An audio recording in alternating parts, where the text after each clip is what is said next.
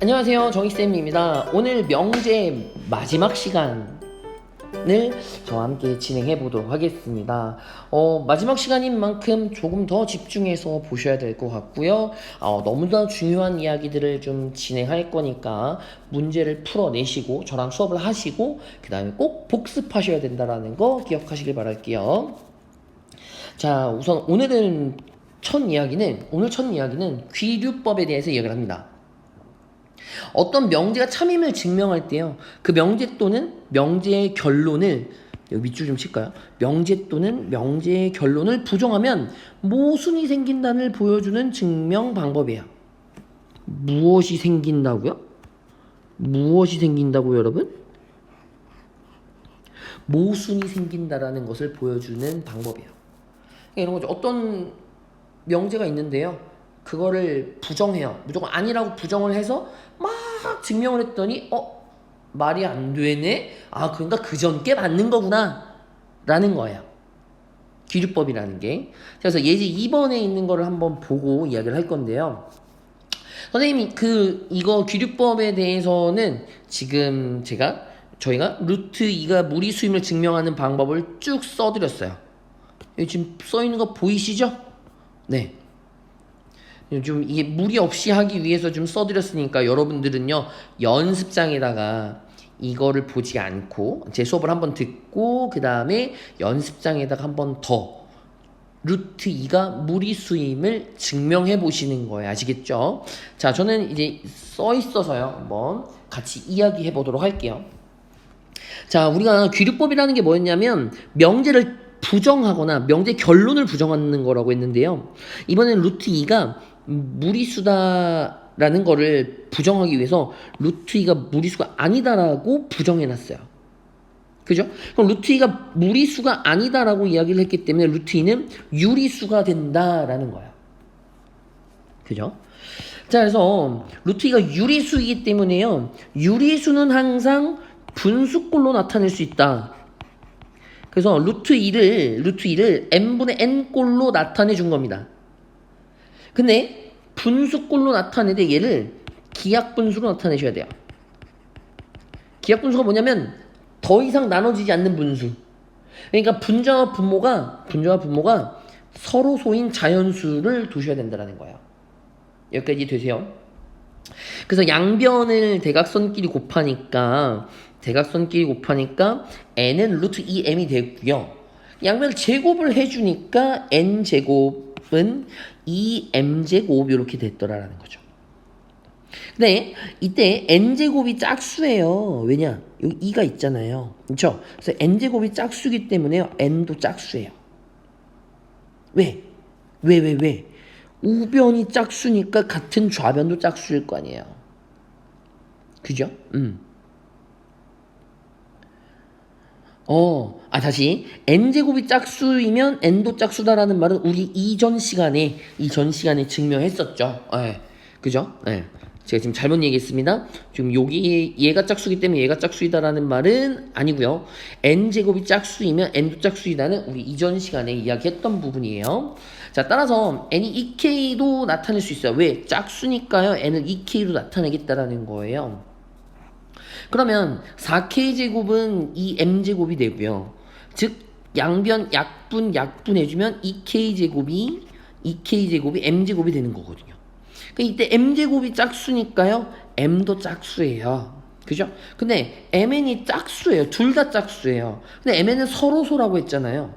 그럼 짝수이면 서로소가 될 수가 없죠. 그래서 그 서로소가 된다라는 가정의 모순이 됨을 밝혀낸 겁니다. 그래서 우리는 루트 2는 무리수이다 라는 것을 증명해낸 거예요. 되셨나요? 제가 지금 여기서부터 여기까지 지금 설명을 드린 건데요. 여러분, 얘가 지금 없다라고 생각을 하시고 그 다음에 옆에다가 한번 다시 증명해 보시면 좋을 것 같습니다. 자, 저랑 이제 문제 4번을 귀류법을 이용해서 한번 풀어보도록 할게요. 문제 4번은요. 귀류법을 이용하여 1 플러스 루트 2가 무리수임을 증명할 거예요. 그러면 다시 1 플러스 루트 2가 무리수가 아니라고 가정해 볼게요. 무리수가 아니라고 가정합니다. 그러면 1 플러스 루트 2는 뭐가 되는 거예요? 유리수가 되는 거죠. 그죠? 무리수가 아니라고 했으니까 무리수가 아니면 유리수인 거죠. 그래서 1 플러스 루트 2를 제가 하나의 숫자 a다라고 놔볼게요. 그러면 제가 요 1을 우변으로 이렇게 이항시켜주면 a는 루트 2 마이너스 1 이렇게 되거든요. 죄송합니다. 미안합니다. 뭔 소리 하고 있는 거예요? 헛소리 했네요. 루트 2는 a 마이너스 1 이렇게 되는 거거든요. 그죠? 그 여러분 보시면요. a가 유리수죠. 그 다음에 a 빼기 1도 유리수 빼기 유리수 빼기 유리수였으니까 이니까 유리수예요. 그죠? 근데 우리 좌변에 있는 루트 2는 예제 2번에서요. 뭐라고 했어요? 무리수라고 했죠.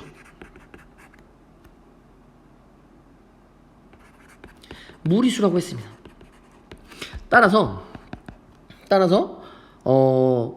좌변은 무리수고요.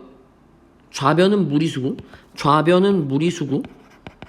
우변은 유리수이기 때문에 절대로 같을 리가 없죠. 그죠? 따라서 1 플러스 루트 2는 유리수가 아니다라는 결론이 나온 거고, 그래서 유리수가 아니니까 1 플러스 루트 2는 뭐가 될 수밖에 없다? 무리수가 될 수밖에 없겠다라는 이야기인 거예요. 되셨나요? 자, 우리 명제를 증명하는 방법에서는 두 가지를 배웠는데요. 첫 번째, 대우를 이용한 증명, 그 다음에 두 번째, 귀류법 이렇게 대해서 배웠습니다. 두 개를 적절하게 잘 사용하셔서 문제를 풀어내실 수 있으면 되세요. 되셨죠?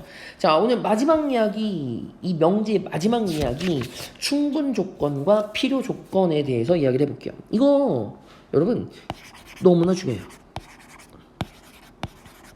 별표를 무대기로 쳤습니다. 너무 중요하니까 한번 볼게요. 자, 충분 조건과 필요 조건입니다. 명제 P이면 Q이다가 참일 때, 자, 명제 P이면 Q이다가 참이다라는 말은 뭐였었죠?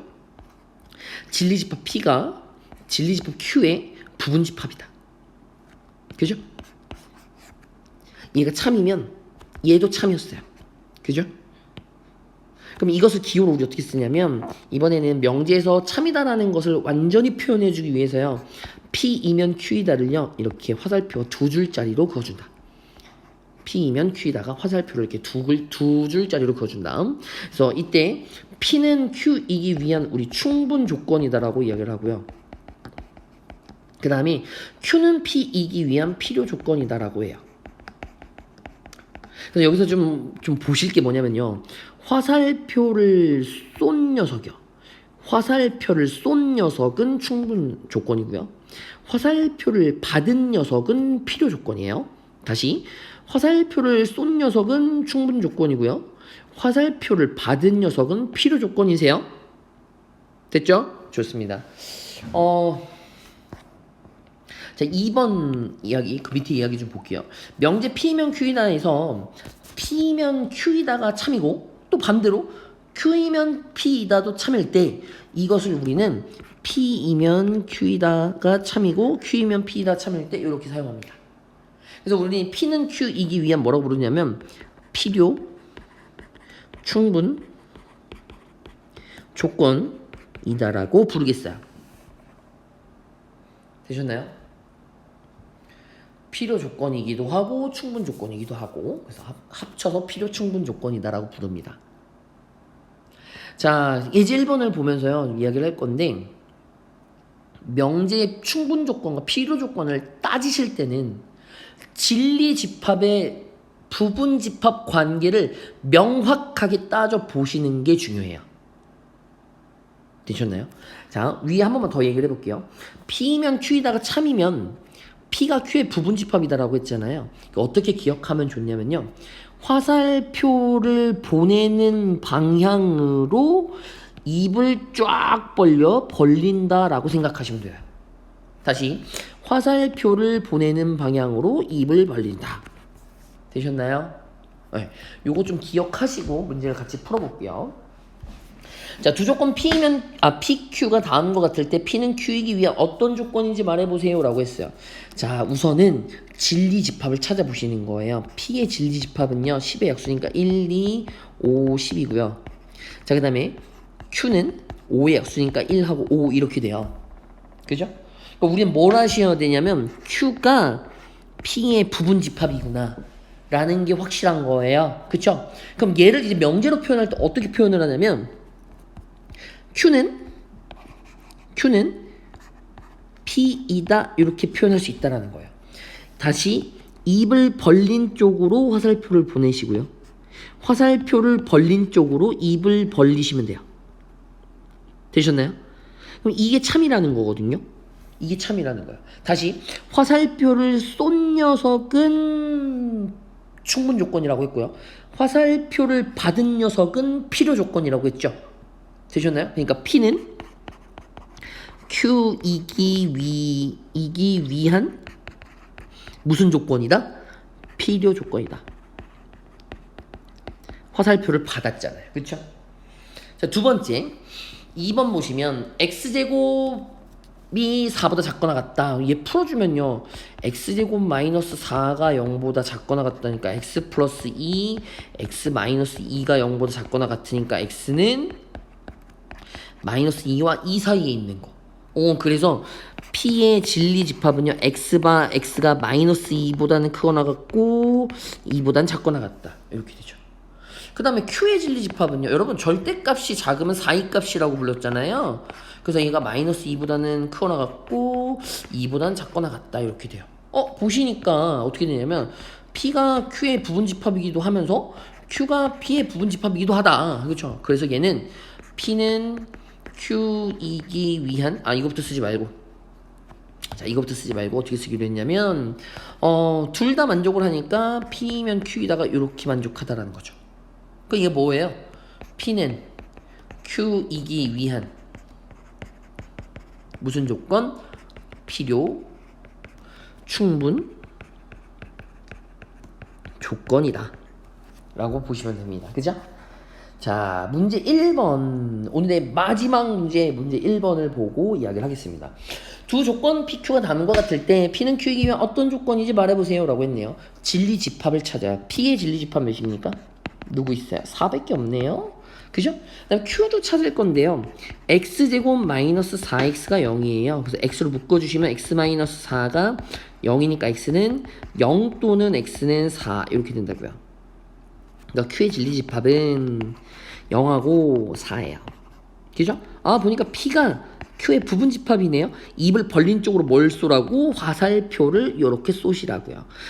P가 화살표를 쐈네요. 그러니까 P는 Q이기 위한 무슨 조건? 충분 조건이다. 충분 조건이다. 됐죠? 자, 그 다음에 2번. 자, P가 x-2가 3보다 작대요. 그럼 P의 진리집합은요. x바 이거 넘어가면 x가 5보다 작다. 이게 P의 진리집합이고요. 자, 그 다음에 Q는요. 요 마이너스 2x 그 다음에 플러스 6이 4 마이너스 4보다 크니까 마이너스 2x가 마이너스 10보다 크니까 x는 5보다 작네요. 뭐야 똑같네요. Q의 진리집합은 x가 5보다 작다. 그죠? 여러분 뭐 따질 게 있습니까? 똑같이 생겼는데 그쵸? 뭐라고 쓰시면 돼요? 필요 충분 조건이다 라고 쓰면 되겠어요. 되셨나요? 자, 저랑 명제 수업은 여기까지고요. 저랑은 지금까지 개념하고 예제 문제들을 쭉 풀어 오셨어요. 자, 그 중단원 마무리하기 문제는 학교에 오셔서 등교를 하게 되면 수업을 하러 오게 되면 그때 수업 시간에 함께 발표도 하고 문제도 풀어드리고 그렇게 진행하도록 하겠습니다. 저랑 수업은 여기까지고요. 대단히 고생 많으셨고요. 여러분 건강 조심하시고 여기까지 하겠습니다. 감사합니다.